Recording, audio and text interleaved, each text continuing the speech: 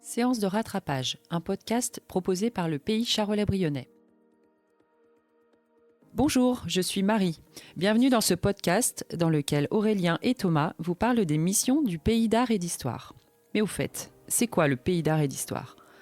Labellisé depuis 2007, le Charolais-Brionnais sensibilise les habitants, les visiteurs et le jeune public au patrimoine et à la qualité de l'architecture et du cadre de vie.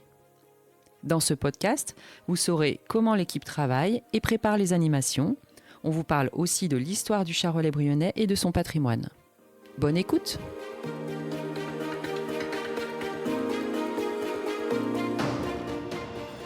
Bonjour, bienvenue dans la séance de rattrapage d'aujourd'hui. Je suis accompagnée par Aurélien qui va m'aider à interviewer Thomas. Bonjour. Bonjour. Bonjour à tous les deux. Thomas, aujourd'hui, on va revenir ensemble sur l'apéro-conférence qui a eu lieu le 28 août à la Maison Verneuil, où tu as pu nous parler des soldats de Napoléon. Pour démarrer ce podcast, est-ce que tu peux nous expliquer déjà comment tu as travaillé pour préparer cette apéro-conférence, quelle méthode tu as utilisée, comment tu as établi tes recherches ? On s'est principalement basé sur la base de données en ligne Mémoire des Hommes, qui est une base de données du ministère de la Défense, qui a numérisé la grande majorité des registres d'enrôlement. Donc ce sont les registres dans lesquels les informations du soldat qui arrive dans son régiment sont notées. Et on a donc ces registres d'enrôlement pour l'infanterie de ligne, mais également pour les gardes impériales et consulaires. Donc ça représente un certain nombre de registres qu'on a pu consulter et dans lesquels on a pu isoler près de 3000 soldats qui étaient originaires de notre territoire. Et ça t'a pris combien de temps de réaliser ce travail ? Je sais pas et je veux pas savoir, parce qu'on peut compter, je pense, facilement en centaines d'heures. Et non, je veux pas savoir, je crois. Tu préfères pas savoir. Par contre, tu as pris du plaisir à le faire. Beaucoup, ouais, beaucoup. Beaucoup de plaisir à le faire, parce que finalement, ça permettait donc de redonner presque une voix, en fait, à ces hommes qui ont été oubliés, hein, contrairement aux soldats de la Première Guerre mondiale, de la Seconde. C'est pas des soldats qui vont figurer sur les monuments aux morts, qui n'ont pas vraiment d'hommage qui leur sont rendus, ces hommes-là. Donc, une fois que je retrouvais un soldat du territoire, ça me permettait de l'isoler et de le rentrer, moi, dans un tableur que j'avais, dans lequel je notais un peu toutes ces informations, donc son nom, son prénom, son lieu d'origine, sa date de naissance, dans quel régiment il est engagé, et également comment en fait il va quitter l'armée, mais on en parlera un peu plus tard. Très bien. Alors peut-être avant d'aller plus loin pour découvrir un peu le destin, certains destins particuliers de soldats du Charolais-Brionnais, rappeler en fait que ces soldats, ils ont été enrôlés dans le cadre des guerres de coalition. Et donc peut-être que ce serait bien pour les auditeurs de replacer un peu ce que sont ces guerres. Oui, tout à fait. Alors on a appelé la conférence Soldats de Napoléon, mais on a fait une sorte d'abus de langage, on va dire, parce que ils ne sont pas engagés que sous la période napoléonienne, parce que les guerres de coalition, en fait, elles vont recouvrir l'ensemble des guerres entre 1792, donc la Révolution française, et 1815, la chute définitive de l'Empire français. C'est 7 coalitions qui vont s'unir, donc c'est un certain nombre de pays européens, donc on a des grands pays, des grandes monarchies. On pense évidemment à l'Autriche-Hongrie des Habsbourg, au Royaume de Prusse, à la Grande-Bretagne ou à la Russie. Et on a également des pays plus petits, ça peut être le cas de la République des Provinces-Unies, donc ce qu'on appelle aujourd'hui les Pays-Bas, d'un certain nombre de cités-États italiens, ou de plus petits États allemands, c'est le cas de la Bavière ou de la Saxe, qui vont donc s'unir contre la France au départ pour mettre à mal les idéaux de la Révolution, qui effraient finalement ces monarchies. Ils ont vu, par exemple pour les Habsbourg, leur cousin se faire décapiter et une membre de leur famille, Marie-Antoinette, le suivent dans ce destin. Donc les monarchies veulent stopper la révolution et Napoléon, alors c'est pas le sujet de cette conférence, mais qui transmet ces idéaux de la révolution, même s'il en dévoie un certain nombre d'une certaine manière, ils vont vouloir donc stopper ces idéaux de la révolution qui vont se répandre en Europe avec les armées françaises. Et est-ce que tu peux nous en dire plus sur l'organisation de l'armée ? Comment ça se traduisait sur le terrain ? Alors, faut bien avoir conscience que les armées de la Révolution et de l'Empire, elles sont héritières des armées de l'Ancien Régime. La France monarchiste avait déjà une armée qui était plutôt une bonne armée d'ailleurs. Alors, pour bien comprendre, il faut la diviser en trois, ce qu'on appelle en armes. Donc, c'est un type de combattant. On a l'infanterie, la cavalerie et l'artillerie. La majeure partie de cette armée monarchiste et des armées de la Révolution et de l'Empire va être composée de ce qu'on appelle de l'infanterie de ligne. Donc ce sont des régiments qui vont se battre en formation de ligne, hein, comme leur nom l'indique. C'est l'écrasante majorité des troupes qui composent ces armées. On a également de l'infanterie légère qui, elle, va combattre à la manière de tirailleurs, c'est-à-dire qu'ils vont se trouver en avant de la ligne, qui ne vont pas se battre en formation. Eux, leur objectif va plutôt être d'harceler et de désorganiser l'ennemi avant le combat. On a ensuite la cavalerie, qui est une arme assez prestigieuse et qui est utilisée pour le choc, donc c'est-à-dire qu'ils vont charger la ligne ennemie dans le but de la faire rompre et de la mettre en fuite. Et c'est également la cavalerie, notamment légère, qui va poursuivre l'ennemi en fuite parce que c'est là que se fait la majorité des morts, en fait, c'est pendant la poursuite. Enfin, on a l'artillerie, qui est une arme relativement nouvelle, on va dire, même si elle existe depuis un petit moment, mais elle se développe vraiment dans cette fin de XVIIIe siècle, début de XIXe. C'est une arme savante et elle va prendre en importance au cours de notre période. La Révolution va amener un certain nombre de changements, hein, dans cette armée, avec notamment le plus important d'entre eux, c'est l'apparition du système divisionnaire. Donc pour ça, il faut comprendre la manière dont les armées se battent à cette époque-là, et les armées de la coalition vont continuer à se battre de cette manière, c'est-à-dire qu'ils vont faire de la guerre de siège. On est sur des armées qui vont emporter beaucoup de logistique pour nourrir l'ensemble de leurs hommes, pour avoir beaucoup de munitions, et ils vont chercher à éviter le combat avec les armées ennemies et privilégier plutôt d'assiéger les places fortes les unes après les autres jusqu'à la signature d'un traité de paix. Les armées françaises, elles mettent en place donc le système divisionnaire, c'est-à-dire qu'on va diviser les armées en divisions, hein, qui vont comprendre donc l'infanterie, et elles vont se battre de manière autonome, c'est-à-dire que les divisions vont se répartir sur l'ensemble du terrain qu'on cherche à occuper.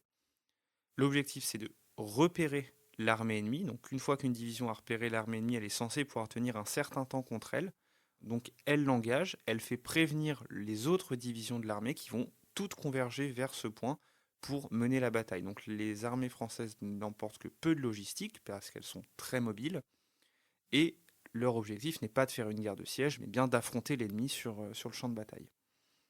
Ça va aller encore plus loin sous l'Empire. Napoléon et ses maréchaux vont mettre en place le système de corps d'armée. En fait, c'est une transposition du système divisionnaire, mais à une échelle encore plus grande. Très bien. Et alors, dans ce cadre que tu viens de nous poser, on a quelques milliers d'hommes qui provenaient du Charolais-Brionnais, qui ont été enrôlés dans ces armées. Est-ce que tu peux nous expliquer comment se passait justement le recrutement de ces soldats sous la Révolution, puis sous l'Empire, comment ils étaient mobilisés? Je vais passer assez rapidement sur le début de la Révolution, où c'est un peu plus aléatoire. On est sur un mélange de volontaires et d'hommes qui sont engagés un petit peu de force. En fait, à partir de 1798 et de la loi Jourdan de Bresle, ça va s'institutionnaliser, c'est-à-dire qu'on va mettre en place ce qu'on appelle la conscription.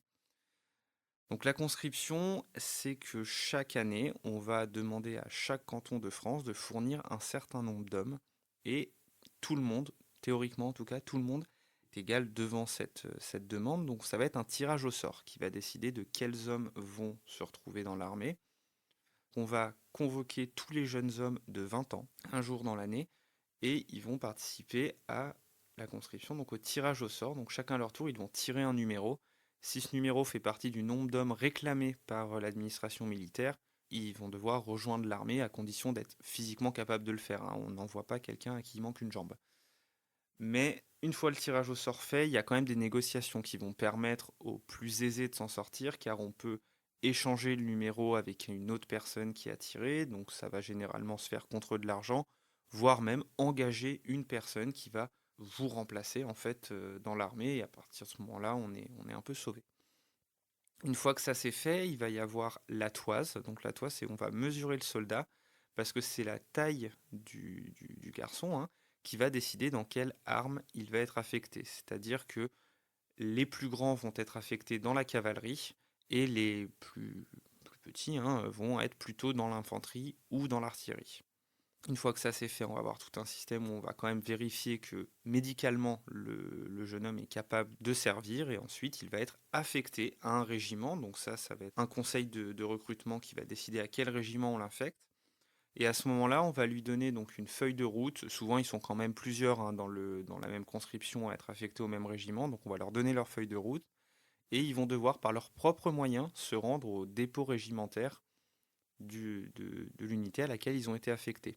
Donc là, ça peut être des distances vraiment grandes, parce qu'il faut bien se dire que, notamment sous l'Empire, la France a un territoire très large. On va avoir notamment des soldats qui vont se retrouver dans un dépôt régimentaire qui est à Alexandrie, en Italie. Et donc, c'est des centaines et des centaines de kilomètres que ces jeunes hommes qui n'ont jamais quitté leur village, ils vont devoir les faire par eux-mêmes. Donc c'est assez dur pour eux de quitter en fait la sécurité de leur foyer, de leur famille, c'est ce qu'ils connaissent depuis qu'ils sont nés, et qui, dans leur imaginaire, n'auraient jamais dû quitter. C'est vraiment un saut dans l'inconnu qui est assez compliqué pour eux. C'est intéressant parce qu'effectivement, aujourd'hui encore, en Saône-et-Loire ou dans les départements voisins, on fête encore les conscrits. Mais du coup, je pense qu'on a un peu oublié ce que ça voulait dire d'être conscrit, d'avoir 20 ans pour ces hommes dans le contexte que tu nous évoques. C'est moins festif, ça c'est une évidence. Lors de l'apéroconférence, tu as évoqué plusieurs parcours. Tu as étudié donc la liste des soldats du Charolais-Brionnais, mais c'est vrai que tu as fait le focus sur plusieurs d'entre eux, notamment celui de Philippe Chanron et de son parcours. Est-ce que tu peux nous en dire un petit peu plus? Philippe Chanron, parcours très intéressant. C'est un jeune homme de Charolles qui va être engagé dans le 4e régiment d'infanterie de ligne en 1801, qui va plutôt connaître au départ la paix entre les 2e et 3e coalitions. Mais quand la guerre de 3e coalition éclate, donc pour vous remettre un petit peu dans le contexte, Napoléon se prépare à envahir l'Angleterre, les armées françaises sont stationnées sur les côtes de l'océan, notamment au camp de Boulogne-sur-Mer. La défaite lors de la bataille navale de Trafalgar va enterrer ce projet d'invasion des îles britanniques, mais ce qui va se passer surtout, c'est que l'Autriche et la Russie vont être convaincus par la Grande-Bretagne de reprendre les armes contre la France. Donc à ce moment-là, les armées françaises vont faire volte-face et vont se diriger vers le continent. Parce que si l'Autriche et la Russie se battent ensemble, le nombre d'hommes va être compliqué à traiter pour les armées françaises. Donc l'idée de Napoléon à ce moment-là, c'est de réussir à les battre séparément et suffisamment vite justement pour qu'ils n'aient pas le temps de faire leur jonction. Les armées françaises vont révéler ce qui est une de leurs plus grandes qualités, c'est-à-dire que l'armée française est à ce moment-là une armée de marcheurs, même bien plus que les autres, et qui peut donc parcourir à très grande vitesse de redoutables distances. Pour vous donner l'exemple, Philippe Chanron et le 4e régiment, à ce moment-là, sont affectés au 4e corps d'armée. Ils vont en 43 jours parcourir 940 km, et ça va donc les mener jusqu'en Bavière, depuis le camp de Boulogne. Donc ils vont se déplacer extrêmement rapidement. Ce qu'il faut prendre en compte, c'est que si l'armée française peut faire ça, c'est parce qu'elle fait le choix de n'emporter que très très peu de logistique. Donc les hommes, c'est pas vraiment prévu en fait, une fois qu'ils sont en territoire ennemi, de les nourrir, d'avoir quelque chose pour qu'ils puissent dormir convenablement. On dort à la belle étoile. Les tentes ont été abandonnées parce qu'on estime que les chevaux sont plus utiles pour transporter d'autres choses, donc que ce soit des munitions, que ce soit les blessés. Ça va permettre de se déplacer rapidement, de se déplacer loin. Par contre, ça va donner lieu souvent à des pillages, parce que les hommes, quand ils vont s'arrêter le soir pour bivouaquer, c'est des hommes, ils ont faim, ils ont envie d'être réchauffés, d'être protégés des éléments s'il pleut. Donc ils vont très régulièrement aller autour du lieu de bivouac, trouver un village, et là on va piller. Au départ, on cherche plutôt des choses pour se nourrir, pour s'abriter, mais on va pas se leurrer, les richesses, elles vont y passer. C'est souvent des moments assez violents. Il y a un dicton dans la Grande Armée qui l'illustre assez bien, où on dit l'ennemi, donc là il parle de n'importe quel civil, l'ennemi est comme la gerbe de blé, plus on le bat, plus il rend. On a beaucoup de témoignages de soldats, et on peut assez facilement s'imaginer que ça n'a pas été simple pour Philippe Chanron, ses premiers pillages, parce que les villages qui vont piller, qui vont croiser, en fait, ils vont être globalement assez semblables au village du Charolais que lui, il a connu quand il était plus jeune. Les soldats en témoignent souvent, ça a été assez dur, ce premier pillage, ce passage à l'acte de violence, notamment sur des civils. Donc Philippe Chanron, il va participer à toute cette campagne d'Allemagne, jusqu'à, on va parler de la plus célèbre bataille de la période, la bataille d'Austerlitz.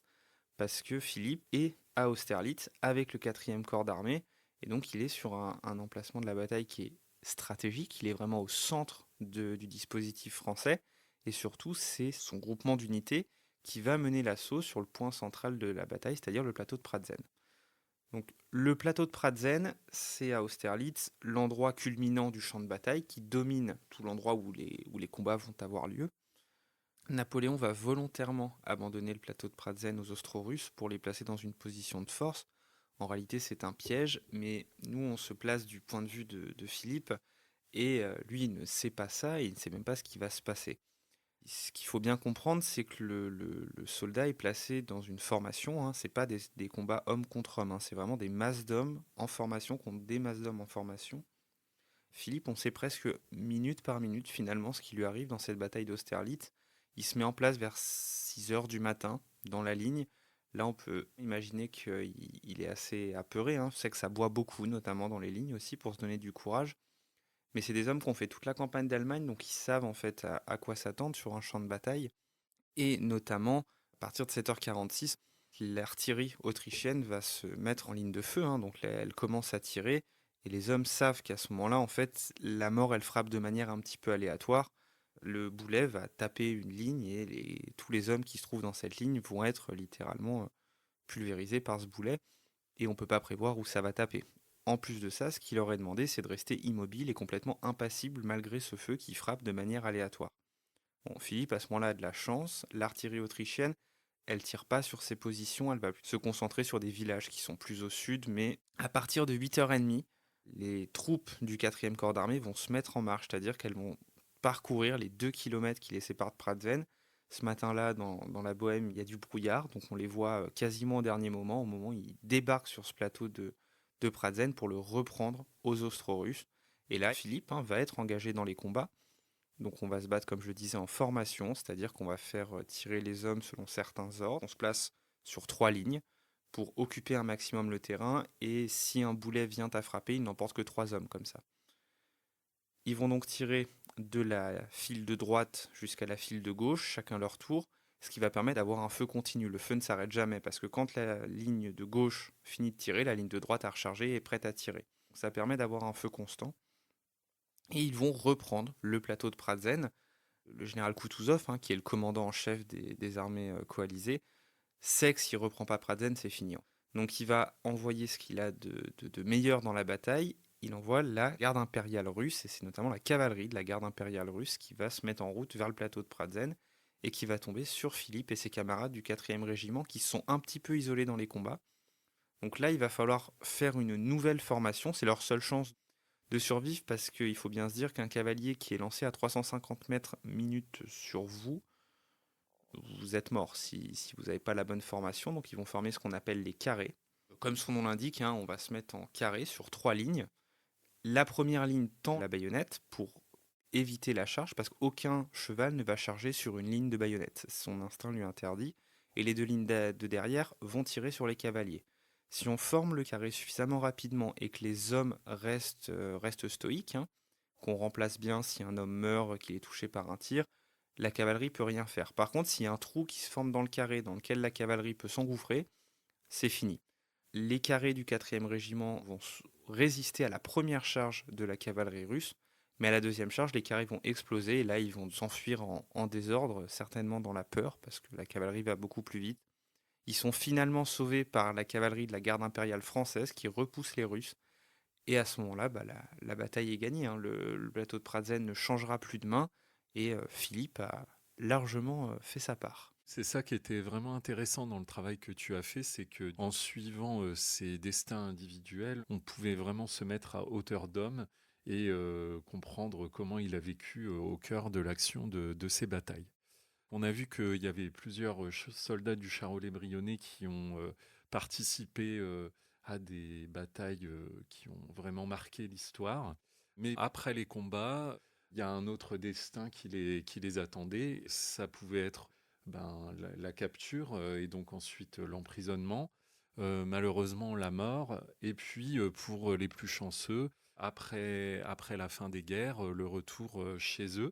Donc, est-ce que tu peux nous en dire un peu plus là-dessus? N'hésite pas à nous donner quelques anecdotes croquignolesques si tu en as. Alors, je vais même préciser parce qu'on a un quatrième destin possible, c'est les soldats qui vont continuer leur carrière dans l'armée à l'issue des conflits.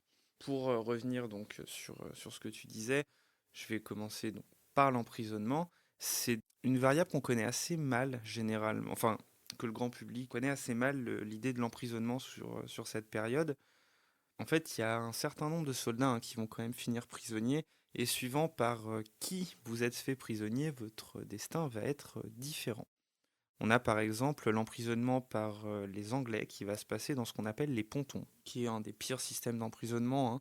Les pontons, c'est des bateaux qui ne sont plus aptes à naviguer, donc on va les amarrer dans des ports et on va les transformer en prison. Donc je vous laisse imaginer ce que c'est d'être enfermé avec des centaines d'autres hommes dans la cale d'un bateau, dans la rade d'un port, avec des rations sommaires et pour tout meuble, un hamac. Je pense que vous avez une idée de ce que ça peut donner. C'est pas un moment agréable. On va également avoir par les... Non, mais je crois qu'il y avait pire que ça encore. Oui, il y a pire que ça. Ça va notamment être le cas en Espagne, où va se mettre en place ce que certains historiens considèrent aujourd'hui comme le premier camp de concentration de l'histoire. C'est l'île-prison de Cabrera. Suite à la défaite française en 1809 à la bataille de Bailén, à peu près 20 000 Français sont faits prisonniers par les Espagnols et ils vont en déporter une certaine partie sur l'île de Cabrera, qui est une petite île d'une quinzaine de kilomètres carrés qui se situe dans les Baléares, au sud-est de Majorque. C'est une île inhospitalière, il y a très peu d'accès à l'eau douce, presque aucune source de nourriture, et les Espagnols vont être, comment dire, pas très réguliers sur l'approvisionnement des hommes qu'ils vont enfermer sur cette île. Au mieux, ils viennent tous les 4 jours pour leur apporter un peu de nourriture.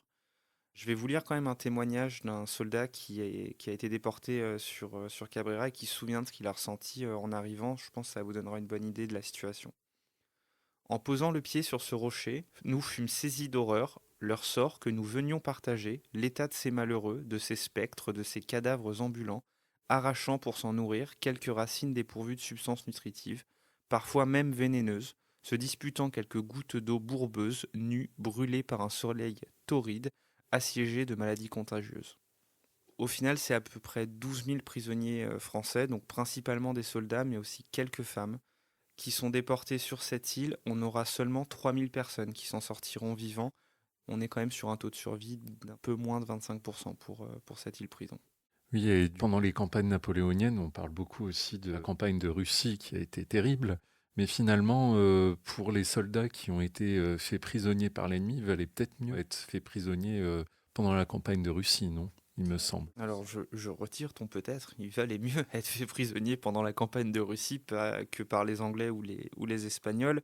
Le tsar est en train de moderniser, enfin veut en tous les cas moderniser et industrialiser son pays. C'est compliqué. Et il voit dans ces prisonniers français, qui viennent souvent de villes industrielles, qui viennent de ruralités où on a des méthodes un petit peu plus modernes d'agriculture qu'en Russie, en fait, il voit une bonne manière de moderniser son pays pour pas trop cher, donc il va leur proposer d'assez bonnes conditions de vie, et notamment ils vont leur accorder la citoyenneté russe temporaire. On en a beaucoup également qui vont être engagés par la petite noblesse russe, qui, même si elle est anti-napoléonienne, va rester francophile, et ils voient dans ces soldats en fait une bonne manière, encore une fois à moindre coût, d'apprendre le français et sa culture à leurs enfants. Donc en Russie, ça va relativement bien se passer. Et même à la fin des guerres, en 1814 et 1815, quand les soldats rentrent chez eux, parce qu'on libère les prisonniers à la fin de la guerre, tous les pays sont globalement très contents de se débarrasser de leurs prisonniers. C'est pas le cas des Russes. Les Russes vont faire toutes les promesses possibles à ces prisonniers français pour les convaincre de rester et de continuer en fait à travailler à cette modernisation du pays. Suivant le lieu d'emprisonnement, les destins vont être assez différents finalement. Très bien. Et donc, malheureusement, voilà, il y en a certains qui ne survivront pas à ces guerres de coalition. Est-ce que tu peux nous en dire plus à ce sujet? Oui, effectivement, on a un certain nombre de soldats qui ne rentreront jamais chez eux, qui vont périr durant ces guerres de coalition. On va avoir deux manières principales de mourir. Ça va être de maladie ou de mourir au combat ou des suites de blessures reçues au combat. Quand on prend un petit peu les statistiques, on se rend compte que c'est les maladies en fait qui vont faire le plus de morts. On a de nombreux soldats du Charolais-Brionnais qui vont mourir de maladies. On évoquait notamment le cas de Jacques Fèvre dans la conférence. Mais on sait de manière sûre, grâce à ce qui est marqué dans les registres d'enrôlement, que 48% des soldats sont morts de maladie à l'hôpital. On a également un certain nombre de soldats où on nous indique qu'ils sont morts à l'hôpital, mais on ne sait pas s'ils sont morts des suites de leurs blessures ou s'ils sont morts de maladie. Alors je ne vais pas rentrer dans les détails de comment on a pu développer les hypothèses pour estimer le nombre qui meurt de maladie et de blessures dans ce cas-là. Mais en tout cas, avec les hypothèses qu'on fait, on monte à plus de 70% de soldats qui sont morts de maladie dans les soldats morts durant cette période. Donc, quand les maladies sont ravageuses, bien plus que les combats, on a une létalité du feu qui est assez faible sur ces périodes-là. À part si la balle vous touche vraiment au mauvais endroit, de suffisamment près, normalement elle n'est pas mortelle. C'est vraiment les maladies qui vont ravager les armées. Et tu avais également parlé de ceux qui vont rentrer. Donc on peut avoir plusieurs manières de rentrer. Donc pendant les guerres, il y a à peu près une seule manière de rentrer chez soi, c'est d'être blessé et donc d'être réformé. C'est-à-dire qu'un conseil militaire va décréter que vous n'êtes plus en état de vous battre. Donc par exemple, si on vous a coupé la guibole, on va vous renvoyer chez vous, on va vous réformer parce que vous n'êtes plus en état d'aller vous battre sur le champ de bataille. Ensuite, à la fin des guerres de coalition, on va avoir deux phases. En fait, sur la première abdication en 1814, le Bourbon va vouloir conserver cette armée qui est toujours la meilleure d'Europe, donc ils ne vont pas démobiliser les hommes. Ça lui a coûté, parce que quand Napoléon revient pour les 100 jours, l'armée va massivement le soutenir, et à ce moment-là, elle va perdre la confiance de la monarchie qui va, en 1815, pour le coup, là, massivement démobiliser les soldats qui vont donc rentrer chez eux. On va également avoir des désertions qui sont assez rares en fait pendant la période, mais qui vont être massives à la fin des guerres, où les soldats considèrent que ils ont fait leur boulot, quoi. Les guerres sont finies, ils n'ont plus besoin d'être soldats, et donc ils vont rentrer chez eux à ce moment-là. Le retour à la vie civile, lui, n'est jamais simple, parce que le soldat qui est parti souvent plusieurs années auparavant, quand il rentre, c'est plus le même garçon. On est sur des garçons naïfs qui n'avaient jamais connu autre chose que leur village, que leur famille, qui sont partis. Ceux qui reviennent, c'est des jeunes hommes qui ont connu la guerre, la faim, le froid, la souffrance, la mort, la gloire, souvent aussi. Donc c'est plus la même personne, mais ceux qui vont retrouver ne sont plus les parents qu'il a quittés également. Il a passé plusieurs années loin d'eux. Sa place dans le foyer a dû être remplacée sur un jeune homme qui participait aux travaux des champs. Il a bien fallu quelqu'un qui fasse ses travaux à sa place. Donc le retour à la vie civile, il nécessite tout un rapprivoisement en fait, de rapprendre à se connaître et que chacun retrouve une place qui lui est propre, qui n'existe plus à ce moment du retour.